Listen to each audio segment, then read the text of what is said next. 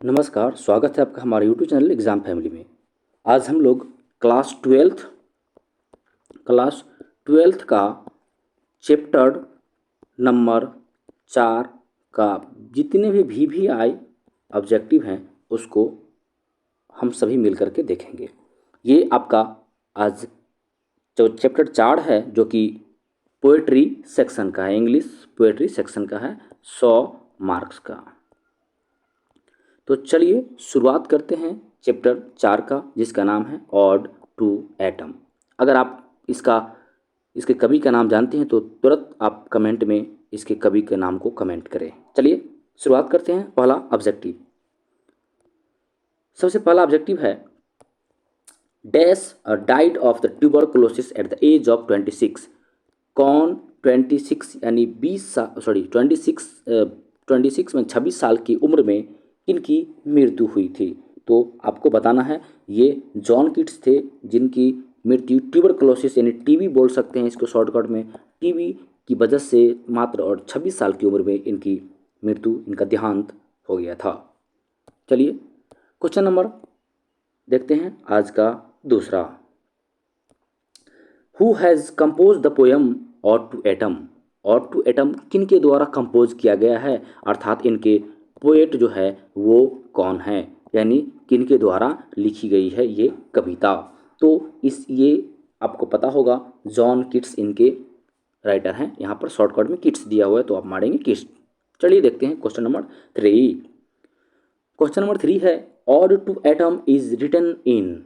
Odd to autumn जो है वो लिखा गया है इन डैश। कब लिखा गया है, तो ये आपको लिखा गया है सितंबर 1819 में ये लिखा गया है, यानी ये कविता आपको सितंबर 1819 में ये लिखी गई है। चलिए क्वेश्चन नंबर देखते हैं 4। अगर आपको बेहतरीन तैयारी करनी है तो आप ज़रूर इस चैनल को एक बार सब्सक्राइब कर लें और अपने जितने भी दोस्तों हैं उन सभी दोस्तों को आप एक बार शेयर कर दें, ताकि आपको ये वीडियो का नोटिफिकेशन मिलता रहे अगर आप इसको सब्सक्राइब कर लेते हैं तो। चलिए शुरुआत करते हैं। क्वेश्चन नंबर 4 को देखते हैं। Ode to autumn is dash. Ode to autumn ये है क्या, ये आपको बताना है। तो आप याद रखेंगे ये एक प्रकार का ऑड है। ये क्या है, एक प्रकार का ऑड है।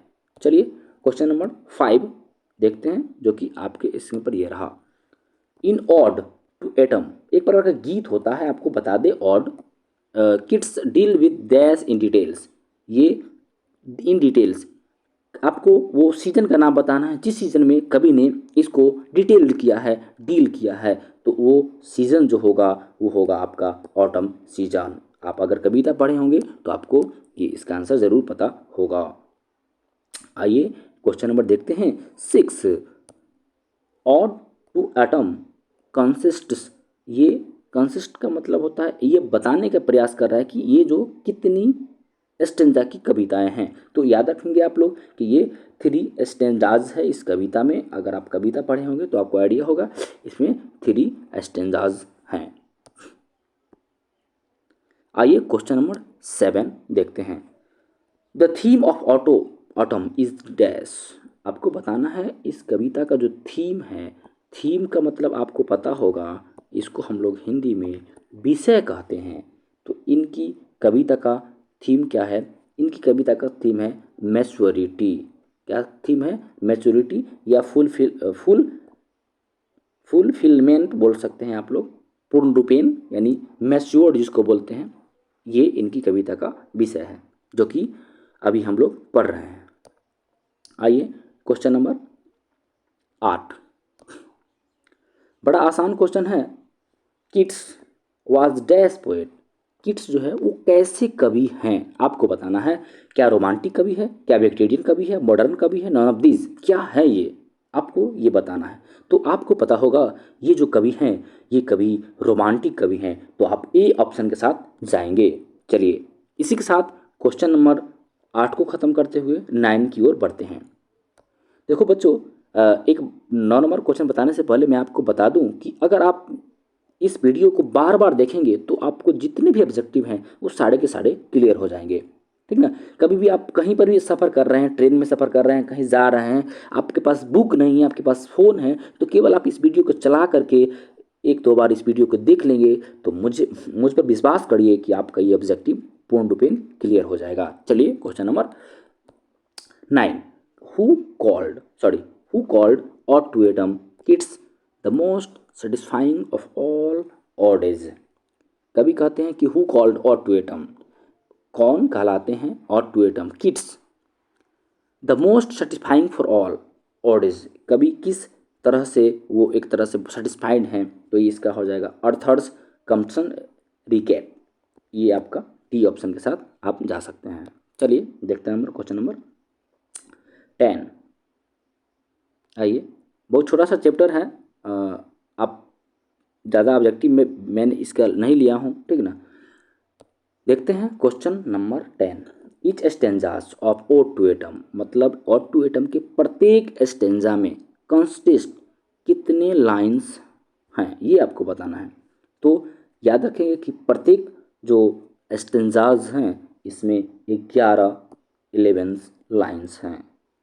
चलिए क्वेश्चन नंबर हम देखेंगे 11। हु हैज़ बीन personified इन और टू एटम, इसमें किस को मुख्य रूप से बताया गया है, तो एटम को मुख्य रूप से पर्सनिफाइड किया गया है, तो इसका आंसर हो जाएगा आपका और सॉरी एटम। आगे बढ़ते हैं क्वेश्चन नंबर 12। देखिए, जॉन कीट्स, 12 नंबर क्वेश्चन कहता है John Keats has retain the poem. कितना आसान क्वेश्चन है, आपको बताना है कि जॉन कीट्स जो कविता लिखे हैं उस कविता का क्या नाम है। अगर आपको पता है तो आप ज़रूर इसको कमेंट में करें। मैं इस क्वेश्चन को अभी आपके लिए कमेंट का इंतज़ार करूँगा। कमेंट्स में आप ज़रूर इसका आंसर दें। क्या हो जाएगा ना। चलिए शुरुआत करते हैं नेक्स्ट क्वेश्चन की।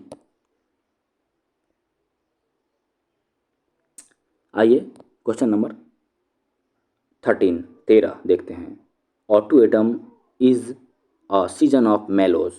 ऑटो एटम जो है ये सीजन है किसके, मेलोज का, ठीक ना। तो ये फ्रूटफुलनेस का, यानी फल जो है, फ्रूट जो है, फ्रूटफुलनेस का, ठीक ना, फल जो है वो पक के तैयार हो रहा है, इसका ये क्या है, मौसम है, सीजन है, ठीक ना। इसीलिए कवि ने इसको इस तरह से डिनोट किया है। चलिए देखते हैं क्वेश्चन नंबर, अगर इसका आंसर आप पता है तो आप कमेंट्स जरूर करें, ठीक ना। इसका आंसर होगा फ्रूटफुलनेस। Question number 14। आप जितना बार इस वीडियो को देखेंगे आपको उतना ऑब्जेक्टिव क्लियर होते जाएगा, इसलिए आप एक बार ज़रूर अपने दोस्तों को भी शेयर करें और अपने भी एक बार ज़रूर सारे वीडियो को देखें। चलिए question number 14। Autumn starts with departures of dash. Autumn जो है वो स्टार्ट्स होता है किसके जाने के बाद। अराइवर और डिपार्चर तो आपको पता ही होगा क्या होता है। अराइवर का मतलब होता है, अराइवर का मतलब होता है आगमन, और डिपार्चर का मतलब होता है प्रस्थान करना, ठीक ना। तो कहता है autumn start with the departure of dash season, किसके डिपार्चर, किसके जाने के बाद जो है ऑटम वो आता है। तो आपको पता होगा, नहीं तो आज पता हो जाएगा आपको, समर के जाने के बाद, यानी जो समर सीजन है इसके डिपार्चर के बाद ऑटम की स्टार्टिंग होती है। तो इसका आंसर हो जाएगा आपका डी। चलिए क्वेश्चन नंबर 15। क्वेश्चन 15 है, dash was a great lover of nature. Dash was a great lover of nature, किसको a great lover of nature कहा जाता है, किस कवियों को ग्रेट लवर ऑफ नेचर कहा जाता है। तो ये आपको, आप जा सकते हैं ए के साथ, जॉन कीट्स को एक ग्रेट लवर ऑफ नेचर कहा जाता है। याद रखेंगे जॉन कीट्स, इनको ग्रेट लवर ऑफ नेचर कहा जाता है, जॉन कीट्स। मैं बार बार इसे रिपीट कर रहा हूँ ताकि आप सुनेंगे तो सुन के आपको याद होगा। चलिए देखते हैं अगला question.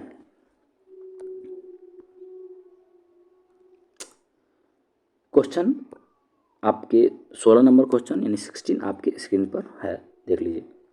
In dash new leaves and fruit comes out on trees. In dash new leaves and fruit comes out on the tree. कहता है इन डैश मतलब किस सीजन में, आपको सीजन का नाम बता रहा है जिसमें लीव्स यानी पत्तियाँ और फ्रूट्स मतलब फल क्या होते हैं, आते हैं। कम आउट मतलब बाहर आते हैं, ठीक ना। तो ये आपका एक ही सीजन इसमें हमको पढ़ना है, वो है ऑटम सीजन। तो आप ऑटम के साथ जाएंगे। चलिए देखते हैं question number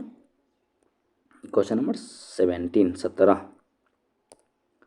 and gathering swallows twittering in the sky is taken from. ये जो लाइन है, जैसे कि पक्षियाँ आकाश में गैदरिंग करती है, चिहचिहाती है, तो ये आपको कहाँ से लिया गया, ये लाइन आपको कहाँ से लिया गया है। मैंने आपको बताया था दो बात पूछेगी आपसे, एक पहला ये लाइन दे देगा और पूछेगा टेकन फ्रॉम, ये कहाँ से लिया गया है, यानी आपको क्या पूछेगा, चैप्टर नेम पूछेगा, ठीक ना। ये आपको ध्यान रखना है, पहला बात। दूसरा आपको राइटर नेम पूछ सकता है, राइटर नेम आपसे पूछा जा सकता है। तो दो बात आप ध्यान रखेंगे, एक पहला कि आपको चैप्टर नाम पूछा जा सकता है और दूसरा राइटर नेम पूछ सकता है। यहाँ पूछ सकता है and gathering swallows return in the sky is taken from पूछ सकता है, या रिटन बाय पूछ सकता है। तो इसका आंसर आपका हो जाएगा ऑड टू एटम। चलिए शुरू करते हैं और इसका अंत करते हैं। शुरुआत के बाद हर एक चीज़ का अंत होता है, आपको पता होगा। जिसकी शुरुआत हुई है उसका अंत जरूर होगा। आप अगर मेहनत कर रहे हैं तो सफलता ज़रूर मिलेगी। आप यूं ही मेहनत करते रहें, आपकी सफलता आपके कदमों होगी। अगर आप सो रहे हैं तो याद रखिए कल आप रो रहे हैं। अगर आप अभी जग रहे हैं तो कल आप सफलता के को देख करके, सफलता को पा करके खुशियों से झूम रहे होंगे। अगर मेरी बात आपको थोड़ा बहुत भी अच्छा लग रहा होगा तो आप ज़रूर इस चैनल को सब्सक्राइब करें और शेयर करें, और हमारे इस वीडियो को ज़्यादा से ज़्यादा शेयर करें और ज़्यादा से ज़्यादा इसको स्टडी करने का प्रयास करें। चलिए देखते हैं question number 18। Season of mist and mellows fruitfulness written by. देखिए मैंने आपको भी तो बताया, ये जो लाइन है, ये जो लाइन आपने देखा है, इस लाइन को आप पढ़ें और बताएं कि इसके जो राइटर कौन है। इसके राइटर हो जाएंगे वो जॉन कीट्स हो जाएंगे। तो आशा और उम्मीद करते हैं कि आपको ये वीडियो हेल्पफुल ज़रूर लग रहा होगा। आपको अगर थोड़ा बहुत भी हेल्पफुल लग रहा होगा, आप चाहते हैं कि एक टीचर का भी मदद करे, तो आप इस वीडियो को ज़रूर एक बार अपने दोस्तों के साथ शेयर करें और उनको बोलें कि वो सब्सक्राइब करें, ठीक ना। Thank you for watching this video. आशा और उम्मीद करें कि आपका तैयारी बहुत अच्छे से चल रहा होगा। समय भी कम है, तो यूं ही आप पढ़ते रहें, मुस्कुराते रहें। धन्यवाद।